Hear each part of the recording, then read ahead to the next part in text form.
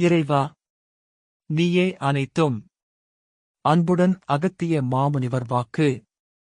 ஸ்ரீ மகாலட்சுமி ஆலயம், சாருட்டி, மகாராஷ்டிரா மாநிலம். நிச்சயம் செல்வாக்கு செல்வங்கள் சேரும். கேட்டதை கேட்டபடியே கொடுப்பவள். பல பல பல வழிகளிலும் தனத்தை ஈந்து தருபவள் இவள்.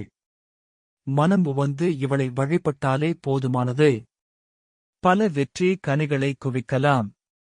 சித்தன் அருள் 1121 ஏப்ரல் 16, 2022 அன்று சித்ரா பௌர்ணமி அன்று குருநாதர் அகத்திய மாமுனிவர் உரைத்த ஆலய பொதுவாக்கு. வாக்குரைத்த ஸ்தலம் ஸ்ரீ மகாலட்சுமி ஆலயம், சாருட்டி, என். எச். 8 தேசிய நெடுஞ்சாலை, தஹானு, தானே மாவட்டம், மகாராஷ்டிரா மாநிலம். ஆதி பரமனை மனதில் எண்ணி உரைக்கின்றேன் அகத்தியன். நலமாக நலமாக. எதையென்று கூற இவள்தன் அருள் பலமாகவே இருக்க இருக்க எதையென்று செப்புவது? நலமாகவே கொண்டு வந்துள்ளேன். இவற்றைப் பற்றியும் தெளிவாக தெளிவாக பல பல பல வழிகளிலும் தனத்தை ஈந்து தருபவள் இவள். அதனால் மனம் உவந்து இவளை வழிபட்டாலே போதுமானது. பல வெற்றிகனிகளை குவிக்கலாம். அவை மட்டுமில்லாமல் செல்வங்கள் தேடிவரும். இவையென்றே கூற ஒழுக்கத்திற்கு மாறாக செல்கின்றார்களே, அவர்களை இங்கே அழைத்து வர மேன்மை பெருகும் என்பது உண்மை. இவையென்றே கூற இவள்தனே மாற்றி அமைப்பாள். நிச்சயம் சொல்லிவிட்டேன். இதனையுமன்றி கூற ஓர் நாளில் சித்ரா பௌர்ணமி. இந்நாளில் நிச்சயமாய் பௌர்ணமி அன்றைய தினத்தில் இவள்தன் நிச்சயமாய் இங்கே வருவாள் அமர்ந்து. அமாவாசை திதிகளிலும் நிச்சயம் வருவாள் இங்கு. மற்றபடி இவள் தனக்கு இடம் இம்மலை மேலே என்பேன். மகாலட்சுமி மாதா மந்திர், விவிலுவேதே. இந்நாளில் வரவர செல்வாக்கு பெருகும். அவை மட்டுமில்லாமல் இன்னும் மாற்றங்கள் நிச்சயமாய் சொல்லிவிட்டேன். எவை பின் இவள்தனை மனதார எண்ணி லக்ஷ்மி பதையே நமோ நம இதைச் சொல்லிக் கொண்டாலே போதுமானது. இவள் தன் நிச்சயமாய் மனம் இறங்குவாள் என்பதற்கிணங்க பல வழிகளிலும் செல்வாக்கு பெற்றவர்கள் இவளை பின் தொடர்ந்துதான் நிச்சயம் ஏற்படுத்தியுள்ளாள் இவள்தன். அவர்களும் நல்ல விதமாகவே வாழ்ந்து கொண்டுதான் இருக்கின்றார்கள் அப்பனே. இதைச் சுற்றியுள்ள இன்னும் ஊர்கள் பன்மடங்கு உயர்வுகள் உண்டு மக்களுக்கு. ஏனென்றால் இவள் தன் கேட்டதை கேட்டபடியே கொடுப்பவள். ஆனாலும் மக்களுக்கு அறியாமலே பல திருத்தலங்கள் உள்ளது. அதனைமன்றே கூற வந்துவிட்டால் நிச்சயம் செல்வாக்கு செல்வங்கள் சேரும் என்பது மெய். ஆனாலும் ஒன்றை சொல்கின்றேன். வரும் ஆடி மாதத்தில் நல்முறையாக இவள்தனை வணங்கி இவள்தன் இடத்தில் சிறிதளவு வேப்பிலை வைத்து அதனைக் கூட பின் ஆடி மாதத்தில் முழுவதும் தன் இல்லத்தில் வைத்துவிட இன்னும் சிறப்புகள். தீயவை அண்டாது. இன்னும் சக்திகள் பிறக்கும். பின் அம்மனவள் பேரருள் கிடைக்கும். பேய் என்பது மனதே. மனக்குழப்பம் கொண்டவர்களும் இங்கே நல்விதமாக தங்கி வழிபட்டு வந்தாலே மனக்குறைகளும் நீங்கிவிடும். தெளிவு பெருகும். மனநிலை பாதிக்கப்பட்டவர்கள், மூளை வளர்ச்சி குன்றியவர்கள், செயலிழந்தவர்கள், நிச்சயமாய் அறிவு இயலாதவர்கள் கூட இவள்தனை வந்தடைந்தது சென்றாலே போதுமானது. மாற்றங்கள் நிச்சயம் உண்டு என்பதற்கிணங்க இன்னும் பல வெற்றிப்படிகள் இவள்தன் கொடுப்பாள் என்பது மெய். இவள்தன் இடம் இங்கே மேலே உள்ள மலையே என்பேன். அம்மலை உச்சியில் இவள்தனும் நல்முறையாக பல ஞானியர்களும் தங்கிக் கொண்டே இருக்கின்றார்கள். அவ்ஞானியர்கள் ஓர் நாள் வருவார்கள். அது இன்றைய தினமே, சித்ரா பௌர்ணமி. இன்றைய தினமே எவ்வாறு என்பதை கூட பல மக்களுக்கு தெரியப்படுத்துவாள் அவள். நிச்சயமாய் யான் சொல்லிய மந்திரத்தையும் நிச்சயமாய் கடைபிடித்துக் கொண்டே இருந்தால் அவள்தனே இங்கே அழைத்து விடுவாள். செல்வாக்கையும் கொடுத்து விடுவாள். ஆனாலும் அதற்கு அனுகிரகங்கள் புண்ணியங்கள் தேவை. இங்கே தெய்வத்தின் அருள் பரிபூரணம். தெய்வத்தின் அருள் சக்தியை விட இங்கே வேறொன்றுமில்லை. இதன்படியே பின் பல திருத்தலங்களுக்கு சென்று விட்டால் மனோவசிய சக்திகள் நம் உள்ளத்தில் நுழையும் என்பேன். இவ்வாறு நுழைந்தால் நன்மைகள் ஏற்படும் என்பேன். கிரகங்கள் எதையென்று கூற கட்டுப்பாடுகள் வராது என்பேன். ஆனாலும் கஷ்டங்கள் தெரியாமல் வருவதுண்டு. தெரியாமல் போவதும் உண்டு. ஆனாலும் இன்னும் கஷ்டங்கள் வரும். அவற்றிலிருந்தும் கூட ஆனாலும் பின் இறை பலங்களுக்குத்தான் கஷ்டங்களை நீக்கும் தகுதி உள்ளது. ஆனாலும் அதை அறியாமல் மனித நிலை மாறி மனிதனிடத்தில் சென்று சில காசுகள் கொடுத்து எவ்வாறு செய்யலாம் என்று கூட. ஆனாலும் அது சிறிது காலத்திற்கே. பின் அடித்தால் அனைத்தும் அழிந்து போகும் என்பதைக் கூட யான் முன்னே சொல்லிவிட்டேன். ஆனால் தெய்வ பலங்கள் அப்படியில்லை. சோதனைகளைத் தரும்.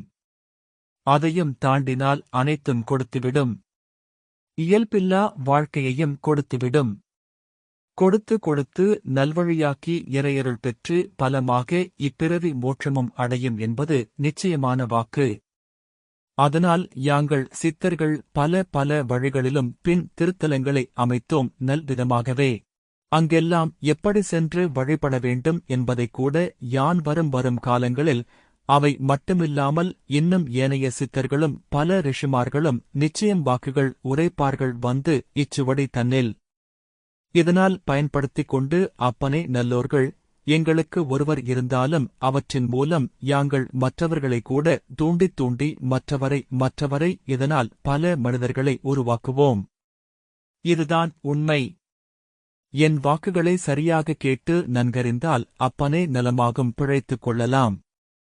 மீண்டும் வந்து வாக்குகள் செப்புகின்றேன். அனைவருக்கும் என்னுடைய ஆசிகள்.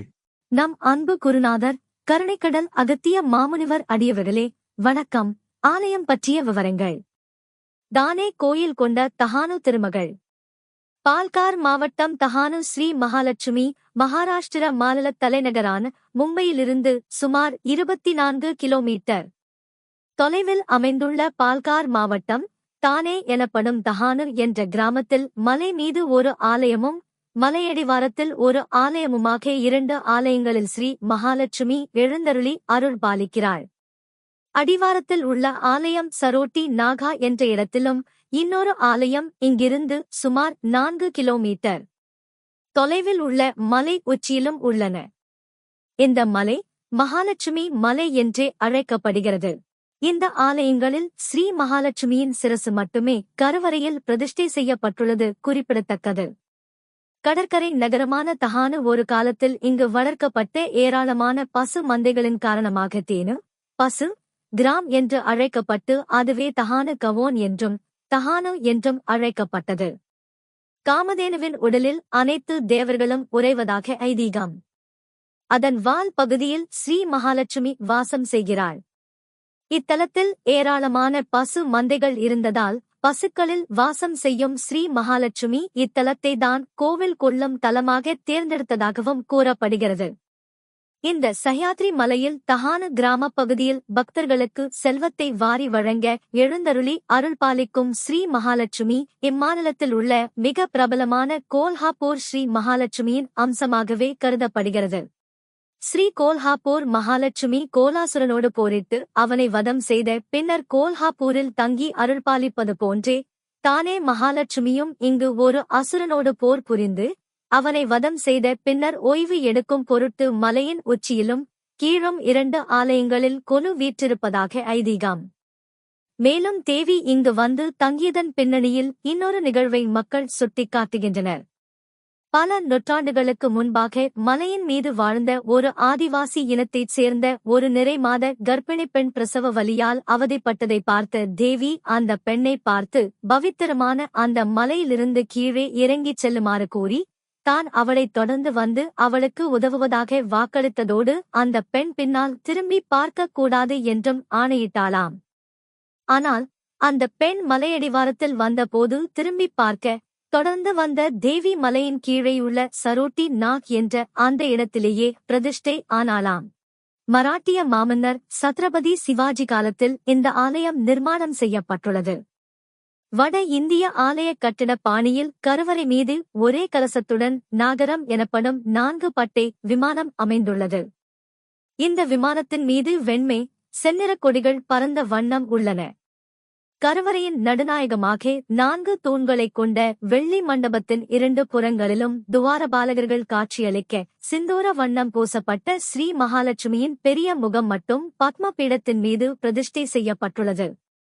பொதுவாக ஸ்ரீ ரேணுகா தேவி ஆலயங்களில் சிரசு மட்டும் பிரதிஷ்டை செய்யப்பட்டிருக்கும்.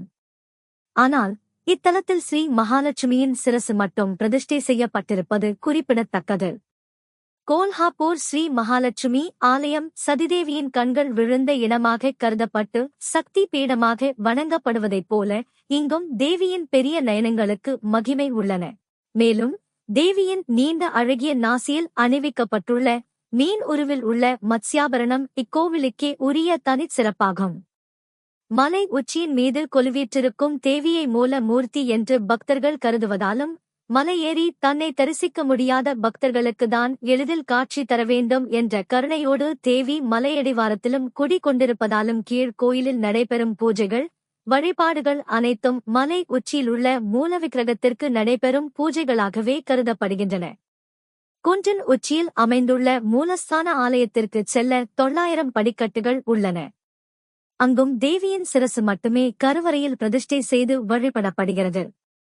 சுமார் 1540 அடி உயர செங்குத்தான இந்த மலை உச்சியில் ஒரு சிறிய ஆலயத்தில் ஸ்ரீ மகாலட்சுமி தேவி எழுந்தருளியிருக்கிறாள். அக்காலத்தில் இப்பகுதியில் அதிக அளவில் வாழ்ந்து வந்த ஆதிவாசிகள் ஸ்ரீ மகாலட்சுமியை தங்கள் குல தேவதையாக வழிபட்டு வந்து கொண்டிருக்கின்றனர். மகாலட்சுமி தேவி இப்பகுதி மக்களால் ஆதிவாசி மாயி, ஆதிவாசிகளின் தாய் என்றே பக்தியோடு வழிபாடு செய்து வருகின்றார்கள். 2 ஆலயங்களிலுமே ஆதிவாசிகளும் அந்தணர்களும் இணைந்தே ஆலய வழிபாடுகளை நடத்தி வருவது குறிப்பிடத்தக்கது. சித்ரா பௌர்ணமி நாளன்று நள்ளிரவில் மலை உச்சி மீது ஜோஹார் ஆதிவாசி வகுப்பினைச் சேர்ந்த ஒருவர் கொடியேற்றி வைப்பது வழக்கம். மும்பை அகமதாபாத் தேசிய நெடுஞ்சாலையில் மும்பையிலிருந்து 65 கிலோமீட்டர் தொலைவில் உள்ள சஹ்யாத்ரி மலைத் தொடரில் மலையுச்சியிலும் அடிவாரத்திலும் தேவிக்கு 2 ஆலயங்கள் உள்ளன. ஆலய முகவரி Sri Mahalakshmi Mandir சரோட்டி. 1. Mahalakshmi Mata Mandir Vivalwedhe. 2. Mahalakshmi temple Dahanu. NH48 Vivalwedhe post Charoti district Tal Palghar Dahanu Maharashtra 401602 India. அன்புடன் அகத்திய மாமுனிவர் உரைத்த ஸ்ரீ மகாலட்சுமி மந்திரம். லக்ஷ்மி பதையே நமோ நம. லக்ஷ்மி பதையே நமோ நம. லக்ஷ்மி பதையே நமோ நம. லக்ஷ்மி பதையே நமோ நம. லக்ஷ்மி பதையே நமோ நம. லக்ஷ்மி பதையே நமோ நம. லக்ஷ்மி பதையே நமோ நம. லக்ஷ்மி பதையே நமோ நம. லக்ஷ்மி பதையே நமோ நம. ஓம் அன்னை ஸ்ரீ லோபாமுத்ரா உடனுரை தந்தை அகத்திய மாமுனிவர் திருவடிகளில் சமர்ப்பணம். சர்வம் சிவார்ப்பணம்.